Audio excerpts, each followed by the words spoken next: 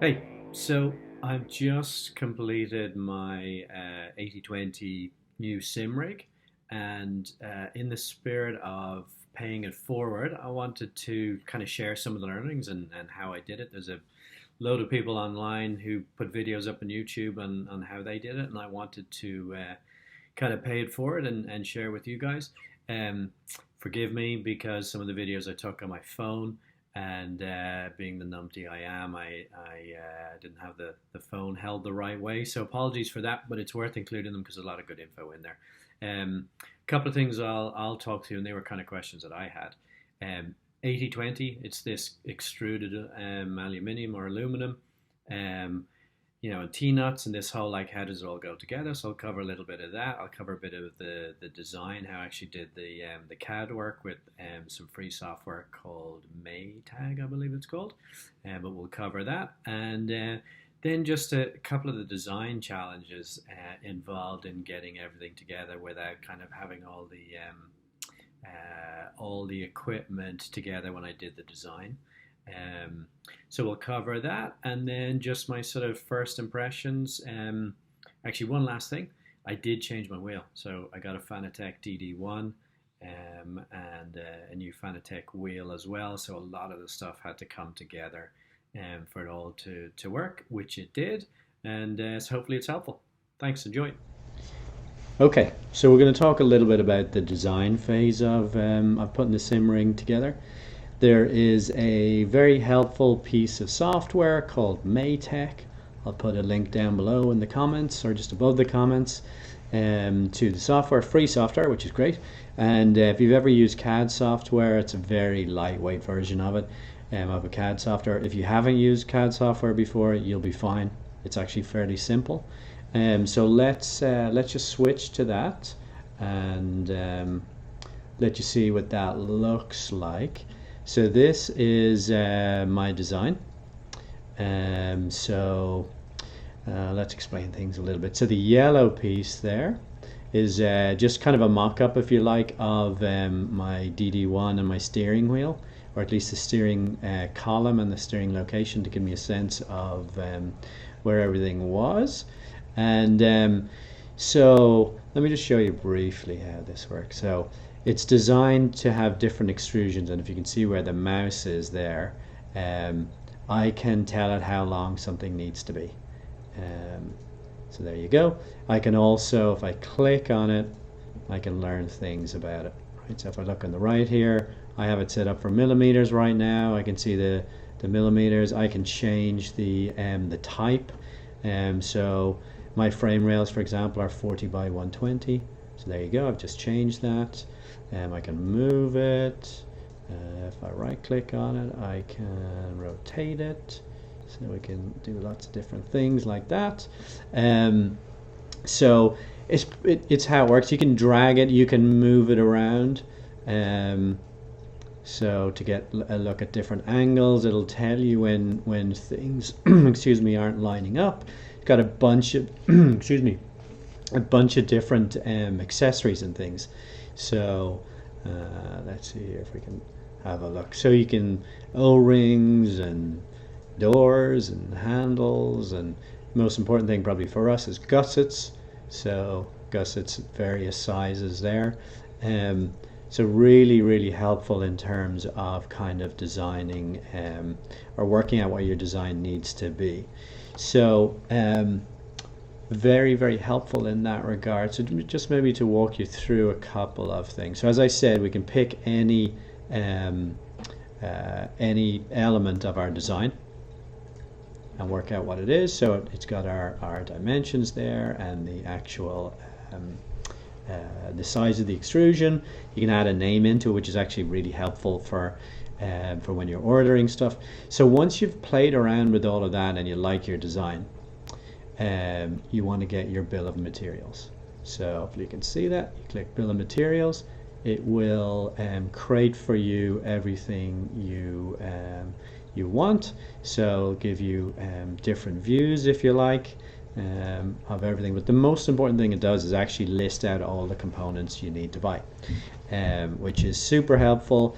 You can go ahead and you can see all the different versions of it I have already. so I'm not going to actually export that right now. But it's super smart way to do your design, make sure everything lines up. Now, what I can't show you here because it's all in my notes is me working out what the design actually was, the scale. So I'll make this design available for people, but you'll need to do your own scaling of this to the size to the size of your body, for example. So the layout of different things, angles of pedals, seat size, all of that stuff. But it's a good starting point to the actual design. There are a couple limitations. I'll give you one example. If you look here, and you'll see in the actual design in the videos, this is for my pedal box. So I have these posts, and these horizontal guys actually in reality are not horizontal. They go down at a certain angle, sort of roughly 25 degrees, but it doesn't really have a mechanism for simulating that. So it's really, really good, but it is not it's not perfect. But I think the most important thing is it's easy to use, and it's going to get you 95% of the way there.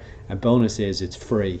The reason, by the way, I think it's free is generates the bill of materials, and you can probably go to Maytec themselves directly and order it. I myself ended up getting my stuff from 8020. So that's how we got to doing the design. So here is everything. I ordered my gear from 8020. You can see some of the 8020 profile there, and I've gone with most of it's all of it. In fact, is the 40 series. So I've also got a nice little box of Fanatec stuff there, some more hardware, and a seat, which I'm looking forward to using. All of this will replace my rig that I built in December, this wooden one, which actually has been really, really great. You can see I've got the Fanatec pedals, got the old Logitech rig. I've actually got a seat out of one of my old racing cars. Got my VR headset and my own self-built PC. This guy has done a great job for me over the last 4 or 5 months. We won the Nürburgring 24-hour sitting on that seat. You can see that after the endurances, I upgraded it with a special piece of endurance kit for my backside. So that's what we're replacing.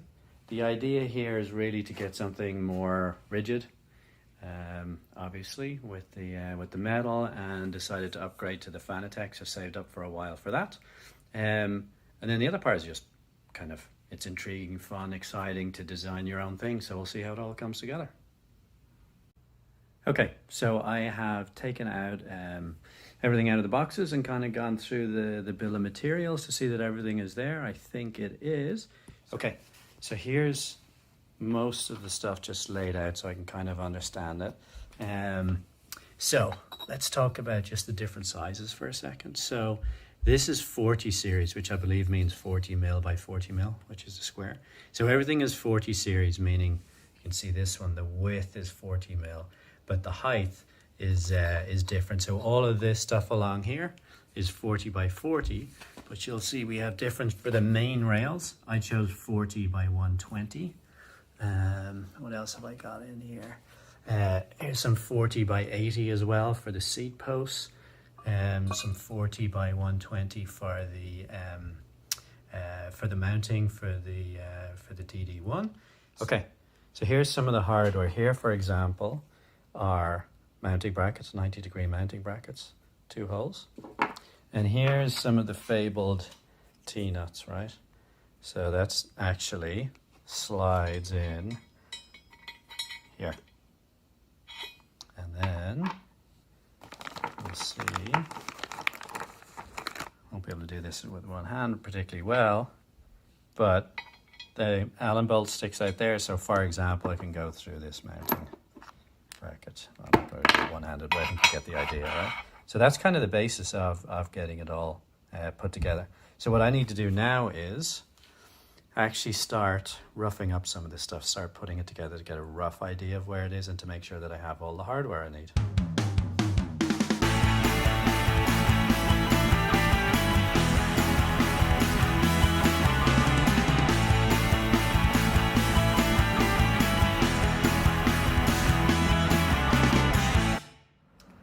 Okay, so let's do a little tour of the finished article, which I think looks really sick. So first of all, Fanatec wheel, which is kind of awesome in and of itself. Screen, which I actually don't use because I use a VR. New seat, relatively cheap, $200 I believe. And then the actual rig itself. Put this out of the way.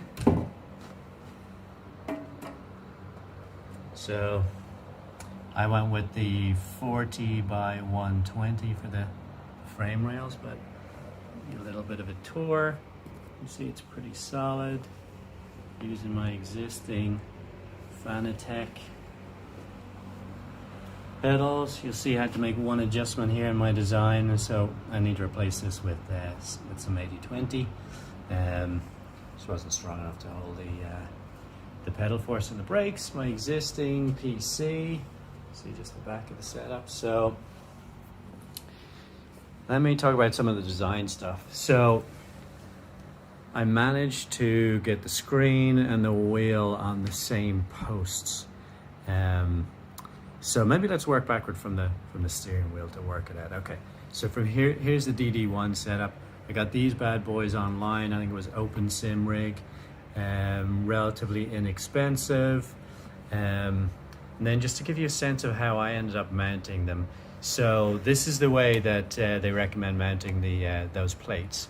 But I've gone with a fairly sturdy, again the 120, out to the post to support the steering. But you'll see that I also have my screen mounted here as well. So I don't know if you can see that. Maybe I'll bring it around here so you can see it properly. And then I tied them together with plates, 4 of these actually, one up top, one bottom, and then you can kind of see the inside ones there in the other example.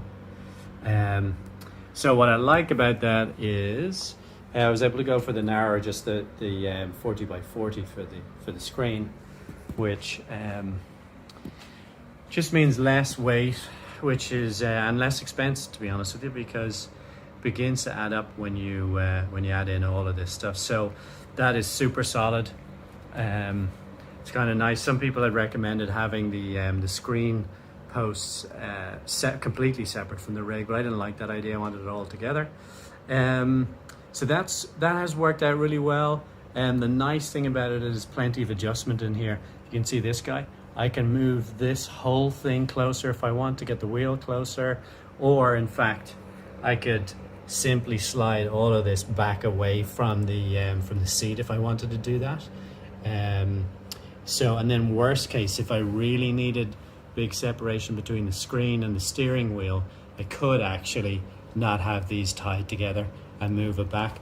My concern, I suppose, would be that you might get a bit of wobble on the screen, but it does seem fairly stiff, so it maybe independently wouldn't actually have to be tied to the post. Let's talk about seat mounting. So just zoom in for you. Seat mounting is a little bit weird, or it's actually worked out really well, but it's always a bit hard to work out how to do it. So this seat came with these brackets, sort of a 90-degree bracket, and some hardware, I think they were M8 bolts to mount it. So I really actually didn't need to do too much to make this work. I was worried that the seat bracket angle would not be sort of straight, but actually be more sort of a V shape, if you know what I mean. And it is a little bit, but there was enough adjustment in the bracket to get me where I needed to be. So what I have is the bracket sitting on this long beam, and then you'll see I've got the gussets either side here, and lots of adjustment in it though. So I can adjust the beam forward and backwards. I can adjust the seat on the beam forwards and backwards, although it's a little bit tricky once it's mounted. And I also actually, had there been an angle on this bracket, if you know what I mean, so this beam had to go that way, it would have been manageable, because this doesn't actually have to be dead straight, if you know what I mean. So it worked out pretty well in terms of the In terms of the mounting, it's very solid. I think I will adjust it a little bit. I'll adjust the seat forward a little bit. I'm a little bit too distant from the pedals. So let's talk about the pedal mounting. So another interesting one. We're trying to make a bunch of different things come together here. So I just went with, so I used to race Formula cars, and the pedals tend to be kind of straight up like that. So I like a lot of angle in the pedal base. And so what I've done here is simply just gotten 2 posts, and then you have these sort of beams, or these struts, if you like, coming down, and they're actually just resting on this beam going across. And so I can actually move it down. I can move it up and down a little bit, as you can see, but it's super solid in terms of how they're mounted. So you just have the gusset here and here, right, if that makes sense. It feels super solid. It's lovely. The only issue that I had, that I sort of touched on earlier, is a lot of force going through the brakes, and as you can see, there's nothing supporting it. So I had to just put this piece of wood in. I'll replace that with some of the 40 series extrusion. But other than that, it's worked out really well. A couple of other small things, you can't probably see it, but I have a bracket that I added, very simple bracket, to mount the PC, which I liked. Just a simple way to get it off the ground. And that is basically it. I mean, here's another angle, just in case you're trying to work out your own design. Maybe just in terms of the screen, how I mounted my screen. It's got 4, it's designed to be mounted, as most of them are nowadays. 4, I think in my case, M5 bolts are needed.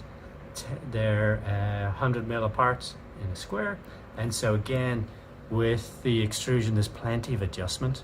So once I was able to work out the hole size and the bolts, loads of adjustments, so the screen can go up or down. Yeah, or you can even offset it if you want a little bit. Other than that, yeah, maybe the last thing that I found quite helpful was the extrusion in and of itself has these channels, right, which is kind of nice for cable management.